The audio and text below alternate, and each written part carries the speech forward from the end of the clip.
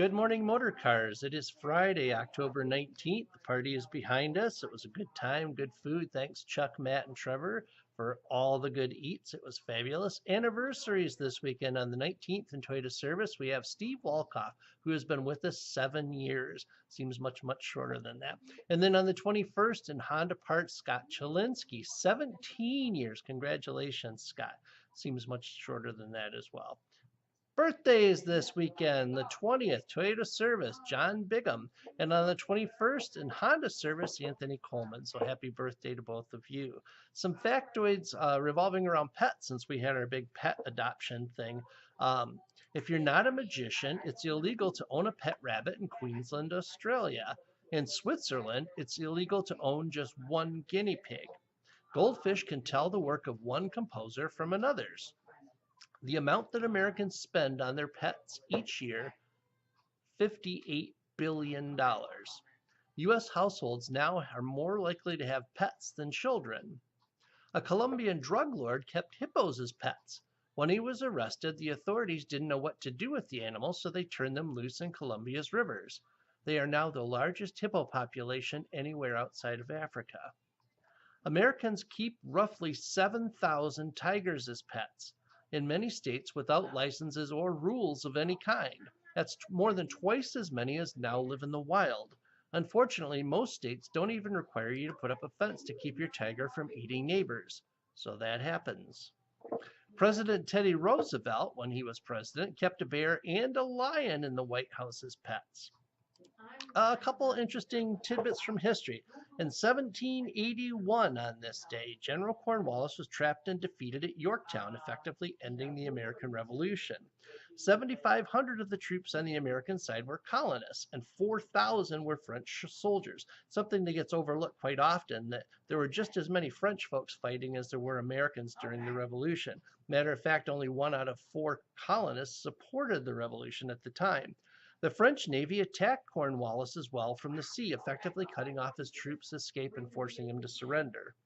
And in 1982, John DeLorean was arrested in an FBI sting operation, obtaining 55 pounds of cocaine to save his car company. Nobody seems to remember that, but everybody remembers the car from Back to the Future. Word of the day stuff. I want to say a big welcome to India Hawkins and Shamia Williams, who have joined the BDC effective on Monday as permanent staff. These are 2 folks that we brought in as part of 3 folks from the YOU internship program. And they've worked out great. We're going to go ahead and hire them down here, and we're looking for more folks that we can add to our ranks. YOU seems to be a really great program. They're both great workers, so welcome to both of you to Motor Cars. If you're in sales, you highly recommend a site called leaseguide.com.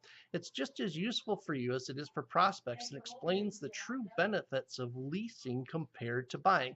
I was a big outspoken critic of leasing for the longest time, but my last 2 cars have been leases because I was actually instructed in that by one of the sales folks over at Honda, and it turns out that in a lot of ways it makes more sense.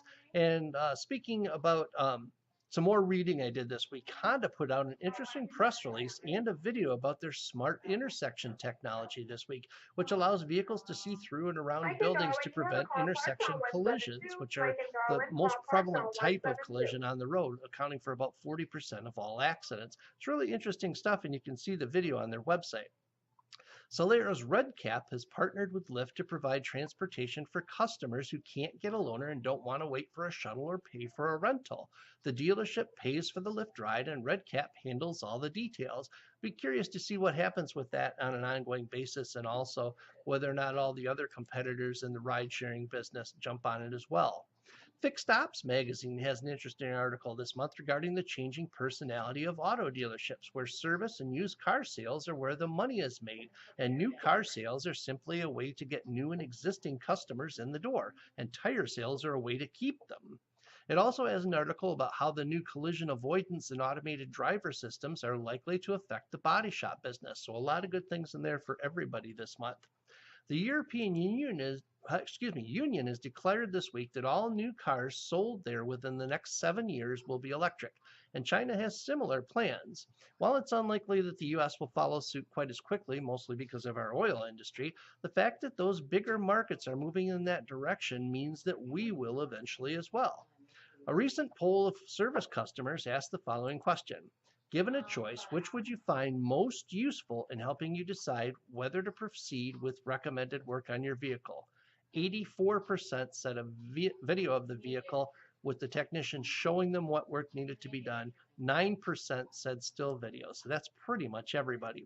That's all I've got. Have a good weekend, motor cars.